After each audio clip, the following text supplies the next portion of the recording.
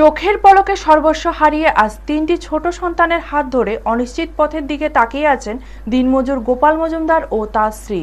দক্ষিণ ত্রিপুরার বিলোনিয়ার সুকান্তনগর পঞ্চায়েত এলাকার বাসিন্দা গোপাল মজুমদারের একমাত্র বসতঘর বিধ্বংসী অগ্নিকাণ্ডে সম্পূর্ণভাবে ভস্মীভূত হয়েছে।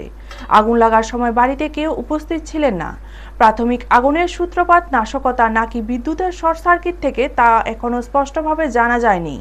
অগ্নিকাণ্ডের খবর পেয়ে বিলোনিয়া দমকল বাহিনী ঘটনাস্থলে পৌঁছালেও ভাঙাচোরা রাস্তার কারণে সরাসরি বাড়ির সামনে পৌঁছাতে পারেনি। এলাকাবাসীর অভিযোগ, আধুনিক অগ্নি নির্বাপক সরঞ্জামের অভাব এবং অব্যবস্থাপনার কারণেই দ্রুত আগুন নিয়ন্ত্রণে আনা সম্ভব হয়নি। দমকল কর্মীরা যথাসাধ্য চেষ্টা করলেও শেষ পর্যন্ত বসতঘরটি রক্ষা করা যায়নি। এই ঘটনাকে কেন্দ্র করে দপ্তরের ভূমিকা ও পরিকাঠামো নিয়ে স্থানীয়দের মধ্যে ক্ষোভ ও প্রশ্ন দেখা দিয়েছে। এদিকে বুধবার সকালে খবর পেয়ে বিলোনিয়ার বিধায়ক দীপঙ্কর সেন এক প্রতিনিধি দল নিয়ে ক্ষতিগ্রস্ত পরিবারের বাড়িতে যান। তিনি গোপাল মজুমদার ও তার পরিবারের সঙ্গে কথা বলেন এবং প্রয়োজনীয় সহায়তার আশ্বাস দেন। এছাড়া বিজেপি মণ্ডল সভাপতি ও পঞ্চায়েত সমিতির চেয়ারম্যান পুতুল পাল বিশ্বাস ঘটনাস্থলে গিয়ে পরিবারের সদস্যদের সঙ্গে সাক্ষাৎ করেন।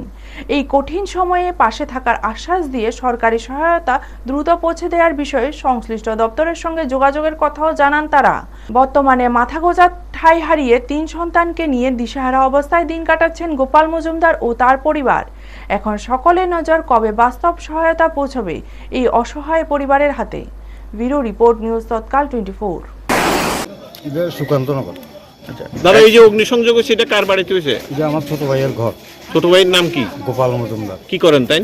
রাজমিস্ত্রি কাজ করে। এই যে ঘরটা জ্বলছে তাইনেরই ঘর? হ্যাঁ। ওনার পরিবারে কে কে আছেন? ওনার পরিবার তিনটা ছেলে আছে আর ওরা দুজনে। তিন বাচ্চা, স্বামী স্ত্রী? পাঁচজন।